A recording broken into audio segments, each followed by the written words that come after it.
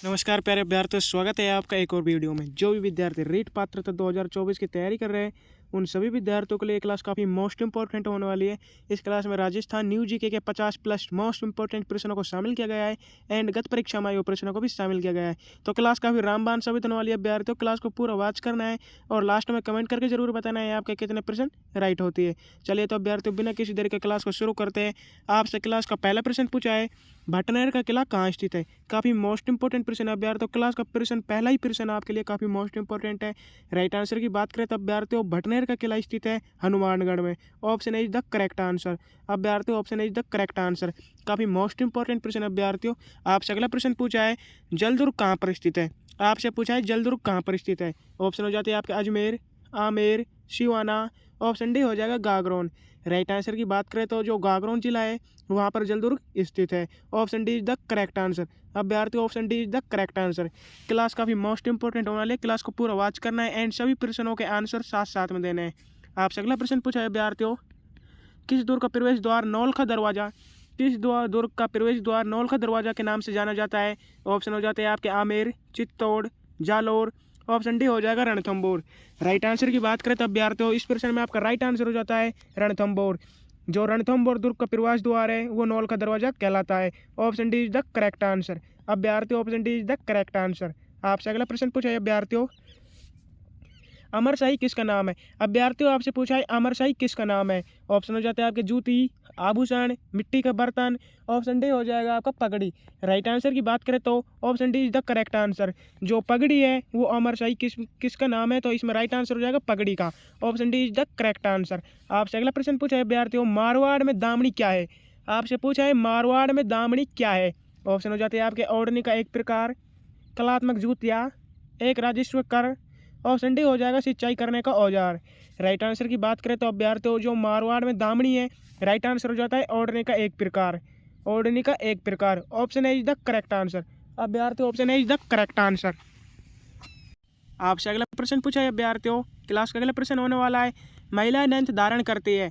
आपसे पूछा है महिलाएं नंथ कहाँ पर धारण करती है। ऑप्शन हो जाते हैं आपके गले में, अंगुली में, अंगूठे में। ऑप्शन डी हो जाएगा आपका नाक में। राइट आंसर की बात करें तो अभ्यर्थियों जो महिलाएं नंथ धारण करती है वो धारण करती है नाक में। Option D is the correct answer. अभ्यर्थी option D is the correct answer. Class में काफ़ी मोस्ट प्रश्नों को सेलेक्ट किया गया है अभ्यर्थियों। क्लास परीक्षा के लिए आपकी काफ़ी मोस्ट इंपॉर्टेंट होने वाली है, पूरा वॉच करना है क्लास को। आपसे अगला प्रश्न पूछा है विद्यार्थियों, मेहमद आभूषण कहाँ पहना जाता है। आपसे पूछा है मेहमद आभूषण कहाँ पहना जाता है, सिर पर, कमर पर, भुजा पर या पैरों पर। राइट आंसर की बात करें तो अभ्यर्थियों जो मेहमद आभूषण पहना जाता है वो पहना जाता है सिर पर। Option is the correct answer. आपसे अगला प्रश्न पूछा है अभ्यर्थियों, देवता की साल कहाँ स्थित है। आपसे पूछा है देवताओं की साल कहाँ स्थित है, पुष्कर में, झालरापाटन, नाथ द्वारा। ऑप्शन डी हो जाता है आपका मंडौर में। राइट आंसर की बात करें तो अभ्यर्थियों जो मंडौर है वहाँ पर देवता की साल स्थित है। Option D is the correct answer. काफ़ी मोस्ट इंपोर्टेंट प्रश्न अभ्यर्थियों, स्टार लगा लेना। आपसे अगला प्रश्न पूछा है, ओसिया के जैन मंदिर किस जिले में स्थित है। आपसे पूछा है ओसिया के जैन मंदिर किस जिले में स्थित है। ऑप्शन हो जाते हैं आपके जैसलमेर, बाड़मेर, जोधपुर या जयपुर। राइट आंसर की बात करें तो अभ्यर्थियों करेक्ट आंसर होने वाला है आपका option C is the correct answer. जो ओसिया का जैन मंदिर है वो जोधपुर जिले में स्थित है। Option C is the correct answer. आपसे अगला प्रश्न पूछा है अभ्यर्थियों, राज्य में लक्ष्मण जी का एकमात्र मंदिर कहाँ स्थित है। आपसे पूछा है राज्य में लक्ष्मण जी का एकमात्र मंदिर कहाँ स्थित है। आपको बताना है अभ्यर्थियों जो लक्ष्मण जी का मंदिर है वो कहाँ पर स्थित है। ऑप्शन हो जाते हैं आपके अलवर, धौलपुर, जोधपुर या भरतपुर। राइट आंसर की बात करें तो अभ्यर्थियों option D is the correct answer. जो भरतपुर जिला है वहाँ पर लक्ष्मण जी का एकमात्र मंदिर स्थित है। Option D is the correct answer. आपसे अगला प्रश्न पूछा है अभ्यर्थियों, सुंदर माता का मंदिर कहाँ स्थित है। आपसे पूछा है सुंदर माता का मंदिर कहाँ स्थित है। ऑप्शन हो जाता है आपके बाड़मेर, जालोर, जोधपुर या जयपुर। जो सुंदर माता का मंदिर स्थित है वो स्थित है जालोर में। Option B is the correct answer. Option B is the correct answer. आपसे अगला प्रश्न पूछा है अभ्यर्थियों, सात सहेलियों का मंदिर कहाँ स्थित है। आपसे पूछा है सात सहेलियों का मंदिर कहाँ स्थित है। ऑप्शन हो जाते हैं आपका मकराना, झालरापाटन, देशनोक या नागदा। राइट आंसर की बात करें तो अभ्यर्थियों 7 सहेलियों का मंदिर स्थित है झालरापाटन में। Option B is the correct answer. अभ्यर्थियों option B is the correct answer. Class में काफ़ी मोस्ट प्रश्न अभ्यर्थियों, अगर क्लास को काफ़ी ध्यान से आप देखने वाले हैं तो इस क्लास में आपके 5 से 10 नंबर पक्के होने वाले हैं। 5 से 10 नंबर पक्के होने वाले हैं। आपसे अगला प्रश्न पूछा है अभ्यर्थियों, मल्लीनाथ जी का मंदिर कहाँ स्थित है। आपसे पूछा है मल्लीनाथ जी का मंदिर कहाँ स्थित है। अलवर, बाड़मेर, जोधपुर या सिरोही में। जो मल्लीनाथ जी का मंदिर स्थित है वो स्थित है बाड़मेर में। कौन से जिले में स्थित है? बाड़मेर में। Option B is the correct answer. अभ्यर्थियों option B is the correct answer. आपसे अगला प्रश्न पूछा है अभ्यर्थियों, करणी माता के मंदिर में पाए जाने वाले सफ़ेद चूहों को क्या कहा जाता है। आपसे पूछा है करणी माता के मंदिर में पाए जाने वाले सफ़ेद चूहों को क्या कहा जाता है। ऑप्शन हो जाते हैं आपके शातंबरी, काबा, पाली या श्वेत चूक। राइट आंसर की बात करें तो अभ्यर्थियों जो करणी माता के मंदिर में सफ़ेद चूहे पाए जाते हैं उनको कहा जाता है काबा। Option B is the correct answer. Option B is the correct answer. आपसे अगला प्रश्न पूछा है अभ्यर्थियों, सास बहू का मंदिर कहाँ स्थित है। आपसे पूछा है सास बहू का मंदिर है वो कहाँ पर स्थित है। अर्थुना, नागदा, सोमनाथ या आहेड़ में। राइट आंसर की बात कर रहे हैं तो अभ्यर्थियों इस प्रश्न में आपका राइट आंसर होने वाला है option B is the correct answer.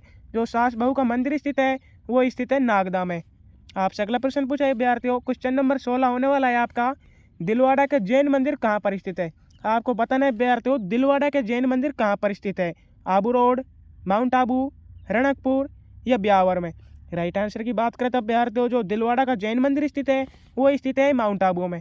Option B is the correct answer. अभ्यर्थियों option B is the correct answer. आपसे अगला प्रश्न पूछा है, प्राचीन पांडुपोल मंदिर किस जिले में है। आपसे पूछा है प्राचीन पांडुपोल मंदिर किस जिले में स्थित है।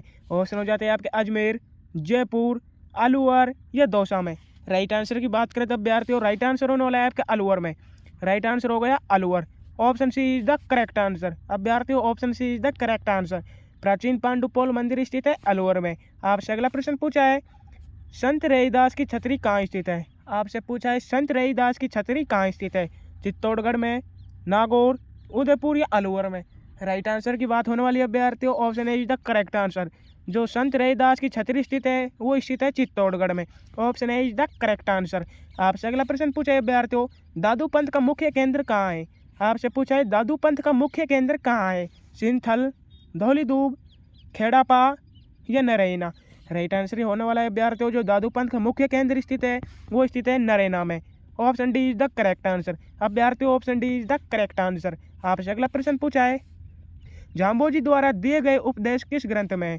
आपसे पूछा है झाम्बोजी द्वारा दिए गए उपदेश किस ग्रंथ में है। सिम्बुदड़ा में, कोड़ा में, जमसागर में या जमसंहिता में। राइट आंसर होने वाला है अभ्यर्थियों आपका option C is the correct answer. जो झाम्बोजी द्वारा दिए गए उपदेश जमसागर में स्थित है, जमसागर ग्रंथ में स्थित है। Option C is the correct answer. आपसे अगला प्रश्न पूछा है अभ्यर्थियों, राजस्थान में वल्लभ संप्रदाय का प्रमुख धार्मिक स्थल कौन सा है। आपसे पूछा है राजस्थान में वल्लभ संप्रदाय का प्रमुख धार्मिक स्थल कौन सा है। किशनगढ़, राजसमंद, नाथद्वारा या उदयपुर। राइट आंसर होने वाला है अभ्यर्थियों आपका राइट आंसर हो जाता है option D C is the correct answer. जो राजस्थान में वल्लभ संप्रदाय का प्रमुख धार्मिक स्थल है वो है Nathdwara. Option C is the correct answer. आपसे अगला प्रश्न पूछा है अभ्यर्थियों, राजस्थान में भक्ति आंदोलन की अलग जगाने वाले प्रथम संत कौन थे। ऑप्शन हो जाते हैं आपके संत रज्जब जी, संत पीपा जी, संत धन्ना जी। ऑप्शन डी होने वाला है आपका संत रैदास जी। राइट आंसर होने वाला है अभ्यर्थियों option B is the correct answer. जो राजस्थान में भक्ति आंदोलन की अलग जगाने वाले प्रथम संत थे वो थे संत Pipa ji. Option B is the correct answer. आपसे अगला प्रश्न पूछा है अभ्यर्थियों, पाशुपत संप्रदाय का प्रमुख संस्थापक कौन था। आपसे पूछा है पाशुपत संप्रदाय का प्रमुख संस्थापक कौन था। लकुलिश, बासव, कौशिक या वसुबंधु। राइट आंसर होने वाला है अभ्यर्थियों option A is the correct answer. जो पाशुपत संप्रदाय का प्रमुख संस्थापक था वो था Lakulish. Option A is the correct answer. आपसे अगला प्रश्न पूछा है अभ्यर्थियों, हाथी मना नृत्य किस जनजाति में प्रचलित है। आपसे पूछा है हाथी मना नृत्य किस जनजाति में प्रचलित है। ऑप्शन हो जाते हैं आपके कालबेलियों में, गरासियों में, भीलों में या कथौड़ी। राइट आंसर होने वाला है अभ्यर्थियों राइट आंसर हो जाता है option C is the correct answer.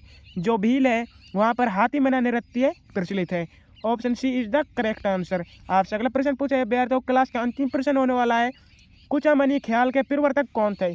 आपसे पूछा है कुचामनी ख्याल के प्रवर्तक कौन थे। लच्छीराम, अली बख्श, नानूराम या दुलिया राणा। राइट आंसर की बात करें तो अभ्यर्थियों option B is the correct answer. जो कुचामनी ख्याल के प्रवर्तक थे वो थे Alibakhsh Lachhiram. Option A is the correct answer. अभ्यर्थियों इस प्रश्न में आपका राइट आंसर होने वाला है option A is the correct answer, Lachhiram. प्यारे अभ्यर्थियों, क्लास अच्छी लगी हो तो क्लास को लाइक करना, चैनल को सब्सक्राइब करना। अगर आप अपनी तैयारी को और बेहतरीन बनाना चाहते हैं तो चैनल से जुड़ जाइए एंड स्क्रीन पर आपके लिए कई वीडियो शेयर कर दी गई है। जय हिंद, जय भारत।